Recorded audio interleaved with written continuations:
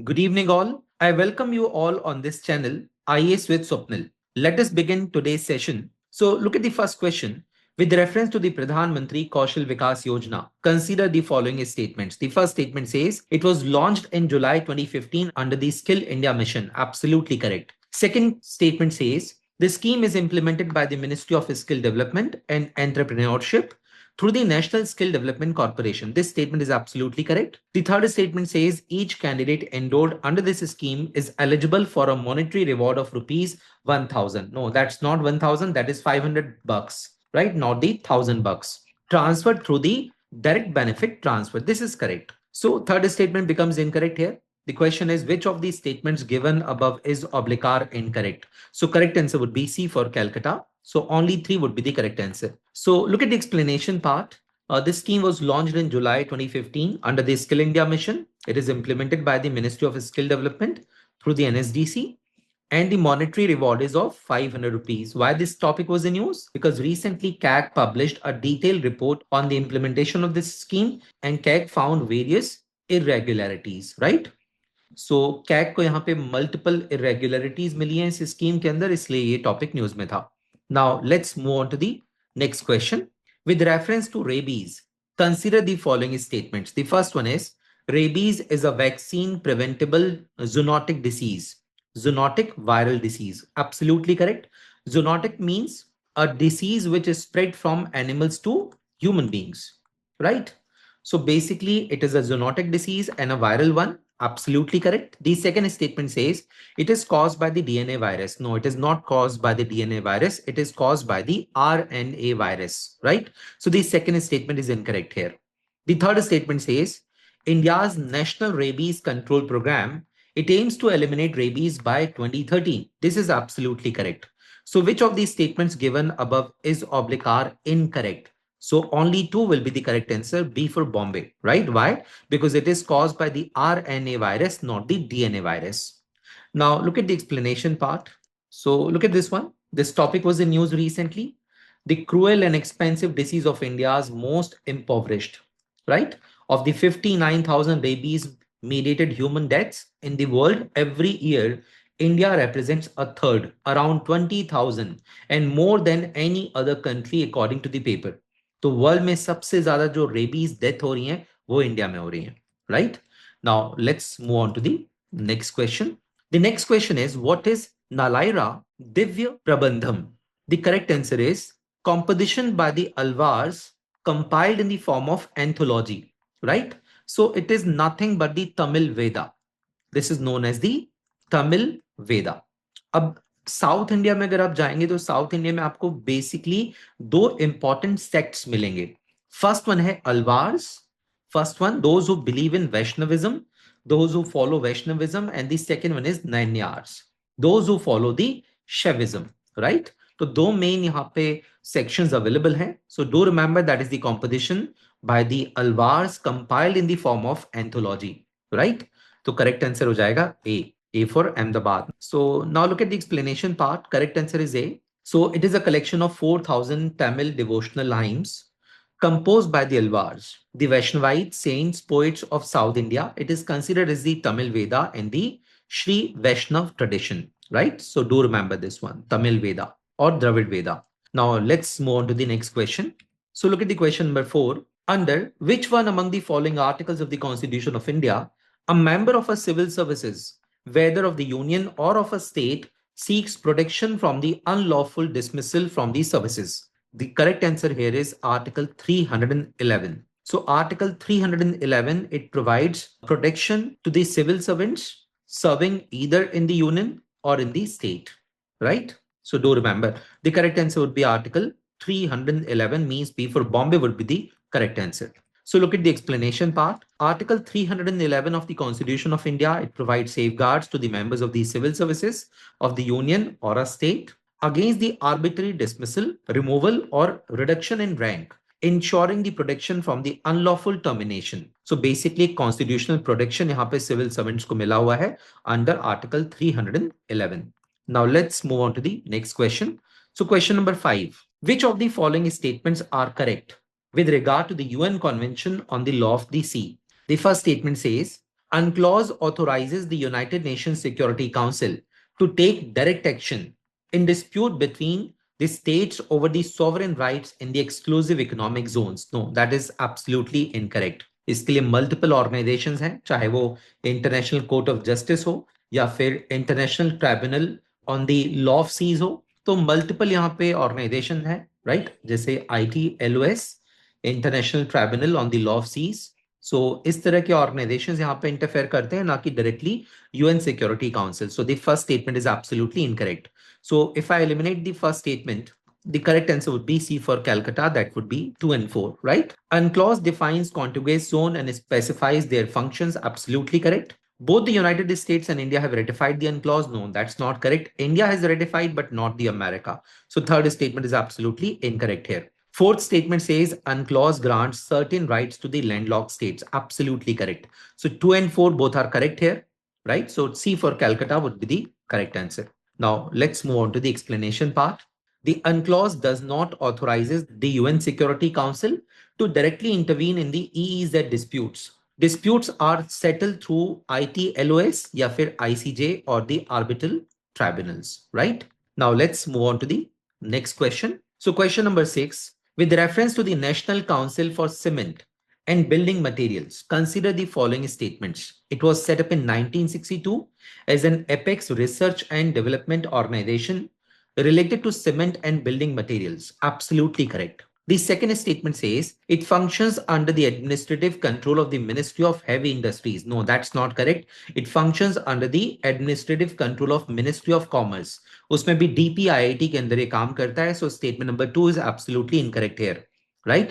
यहाँ पूछा है क्वेश्चन में which of these statements given above is oblique are correct. So यहाँ जहां पे भी 2 है उसको eliminate करिए, you will get the correct answer. So B, C and D all are eliminated and we are left with only one option, that is option number A. So A for Ahmedabad would be the correct answer here, right? So its corporate center and main laboratories are located at Ballabgarh near New Delhi. That is correct. The next statement says it serves as a nodal agency to support government in policy formulation for the cement industry. Again, correct. So correct answer would be A for Ahmedabad. So you can see the explanation here. This topic was in news recently. So Global Cement and Concrete Association India, NCB, carbon uptake report released at National Council for Cement and Building Materials 63rd Foundation Day.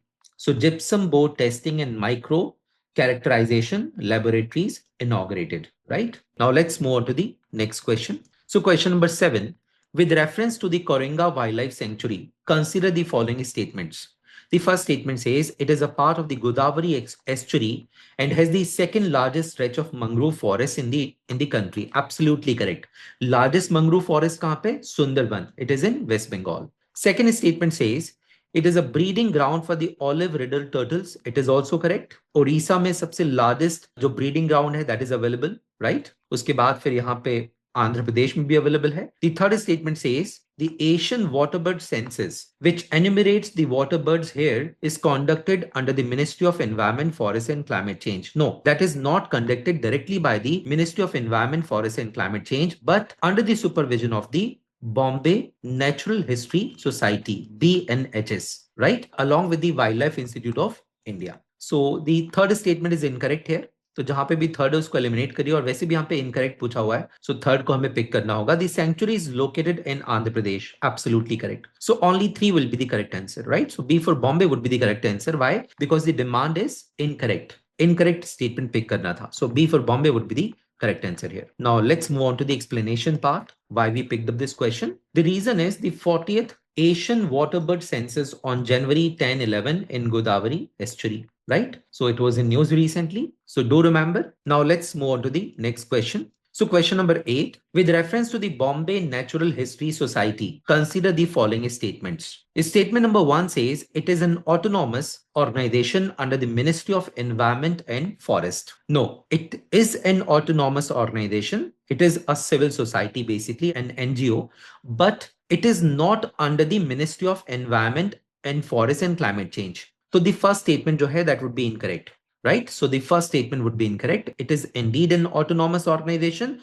but not under the direct supervision of the Ministry of Environment, Forest and Climate Change. So the first statement is incorrect here, right?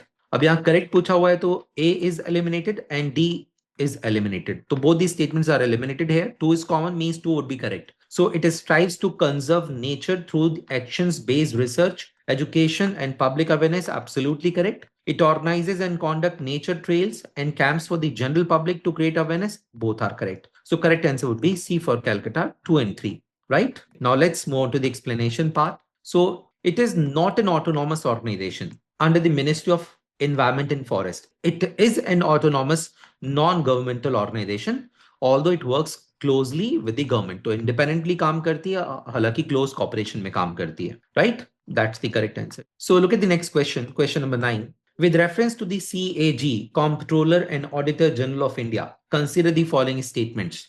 The first statement says, unlike the CAG of Britain, the CAG of India does not exercise control over the issue of funds and performs only the role of the Auditor General. Absolutely correct. There's a fundamental difference between the functioning of CAG in both the countries, India and UK. So in India, यहाँ जो CAG है that performs the duty of only the Auditor General and not the Comptroller one, right?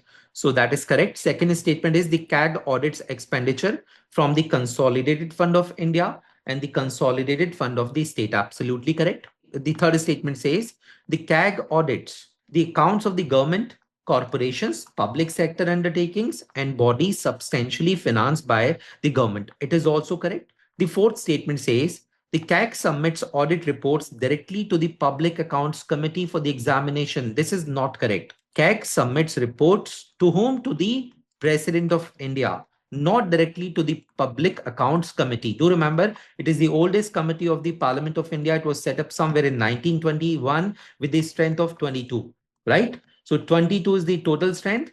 15 members are from Lok Sabha and 7 members from the Rajya Sabha. Clear? So which of these statements given above are correct? So correct answer would be 1, 2, and 3 because fourth statement is incorrect here. Now let's move on to the explanation part. So CAG submits audit reports to the president or the governor, who then lays them before the parliament. The Public Accounts Committee examine these reports after they are tabled, not before they are tabled. Clear? So we picked up this question because of this article. हमने बात की थी अभी प्रधानमंत्री कौशल विकास योजना के बारे में. अब क्योंकि रिपोर्ट कैग ने इसको ऑडिट किया था, कैग ने इसमें मल्टीपल इरेगुलरिटीज को फाइंड आउट किया है, and that's why we framed questions on both the Pradhan Mantri Kaushal Vikas Yojana as well as on CAG. Now let's move on to the next question. So look at the next question, question number 10. With reference to the Cabinet Mission Plan 1946, consider the following statements. The first statement says, it proposed a united India with a weak central government. Absolutely correct. There is no doubt it is absolutely correct. Second statement says, provinces were given autonomy in all these subjects except defense, foreign affairs, and communications. Absolutely correct. The third statement says it accepted the Muslim League's demand for a separate sovereign Pakistan. It is incorrect. This was not a plan of division. It was not a plan of partition. So partition was not the motive of the Cabinet Mission Plan 1946. So correct. यहाँ question पूछा है, which of these statements given above is oblique are correct? So correct answer would be 1 and 2. So A for Ahmedabad would be the correct answer here, right? Look at the explanation part and why we picked up this question. So recently, Prime Minister Modi paid us a state visit to Assam. Assam में उन्होंने एक controversial remark दिया cabinet mission के ऊपर और इसी वजह से हमने इसको पिक किया है. So why PM Modi says that Congress would have let Assam go to East Pakistan. The 1946 plan explained. So do remember it was not a partition plan, right? Now let's move on to the next question. Question number 11. And it is the last question of today's session. One of the following regions has the world's largest tropical peatland, which holds about 3 years worth of global carbon emissions from the fossil fuel and the possible destruction of which can exert detrimental effects on the global climate. Which one of the following denotes the region? This was a previous year question. UPSC 2024 के prelims का question है. Correct answer is Congo Basin.